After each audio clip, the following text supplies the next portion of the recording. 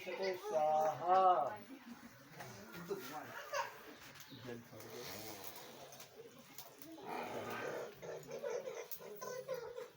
ओम एक तो सातवें सत्यम 3 बार। ओम एक पुरुष आत्मनि सत्यम। ओम एक पुरुष आत्मनि सत्यम।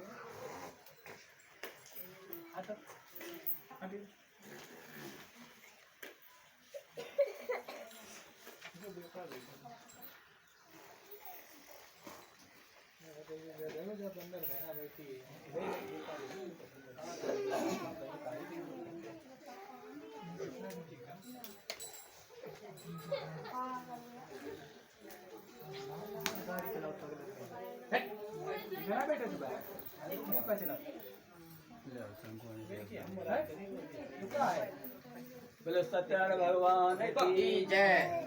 बोले वृंदावन बिहारी लाल की जय।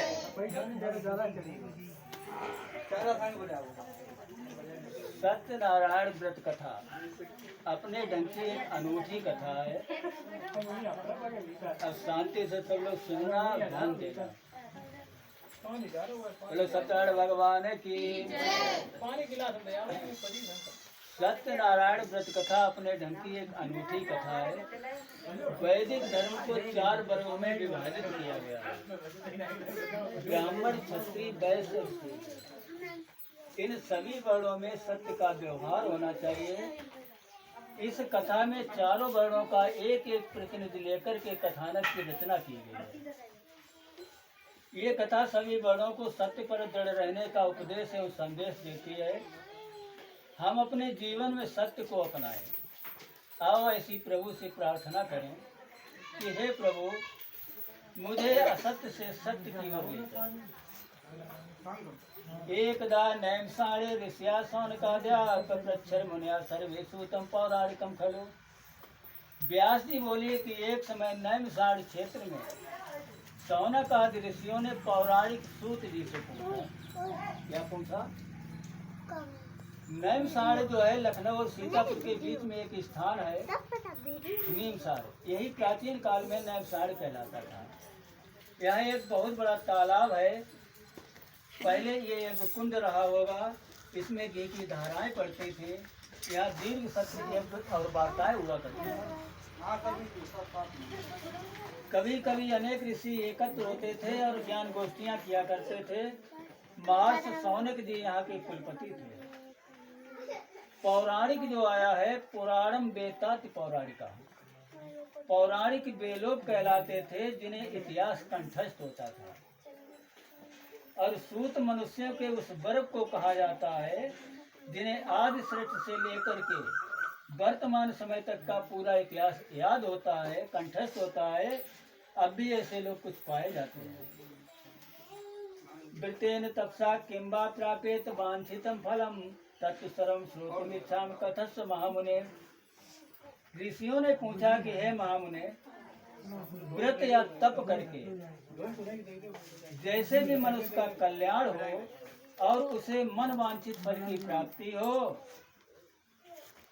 ऐसे ही हम सब लोगों की इच्छा है। कृपा करके उसे कहिए।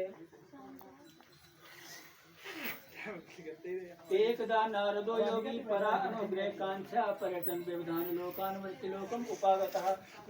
सूत जी कहने लगे कि हे ऋषियों, आप लोगों ने जो मुझसे प्रश्न किया है, यही प्रश्न एक बार नारद मुनि ने भगवान विष्णु से किया। वह इतिहास इस प्रकार से है।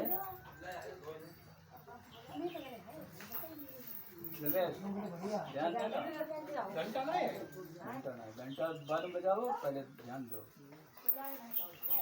नारद मुनि ने भगवान विष्णु जी से पूछा था। वह इतिहास इस प्रकार से है कि एक बार नारद जी परोपकार की इच्छा से नाना लोकों में भ्रमण करते हुए मृत्यु लोक में आए।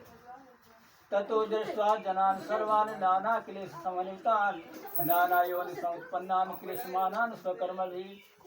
मृत्यु लोक में आकर के नारद जी ने देखा कि सभी मनुष्य अनेक प्रकार के दुखों से पीड़ित हैं और नाना प्रकार की योनियों में जन्म लेकर के अपने पाप कर्मों का फल भोग रहे हैं। उन प्राणियों को दुखों से पीड़ित देख करके नारद जी के मन में विचार आया और सोचने लगे कि इनका दुख किस प्रकार से दूर हो। ऐसा विचार करते हुए नारद जी विष्णु लोक को गए और विष्णु जी से पूछा। नारद जी कहने लगे कि हे भगवान, मृत्यु लोके जना सर्वे नाना क्लेश समन्विता नाना योनि समुत्पन्नान पचन्ते पाप कर्म भी।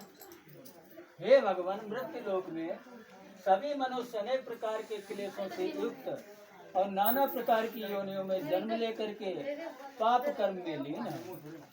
हे नाथ, आप कोई ऐसा सरल छोटा सा उपाय बताइए जिससे उन प्राणियों के दुख दूर हो जाए।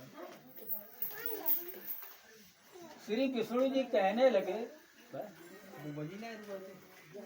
जाओ प्रयास करो, नहीं बजाए तो। श्री विष्णु जी कहने लगे कि हे नारद, संसार के कल्याण की कामना से तुमने बहुत अच्छा प्रश्न किया है। हे वत्स, जिस कर्म को करके प्राणी मोह से छूट जाता है, मैं वह उपाय बताता हूँ, तुम ध्यान पूर्वक से सुनो।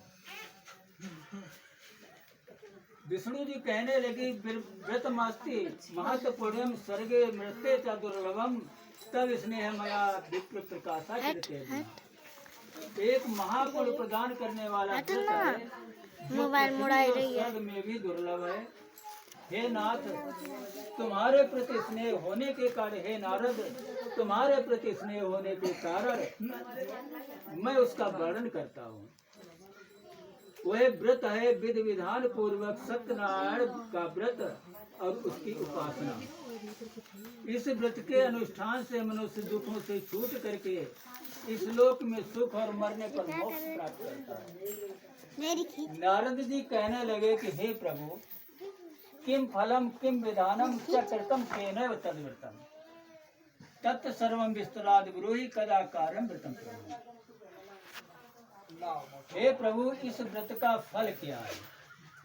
इस व्रत का अनुष्ठान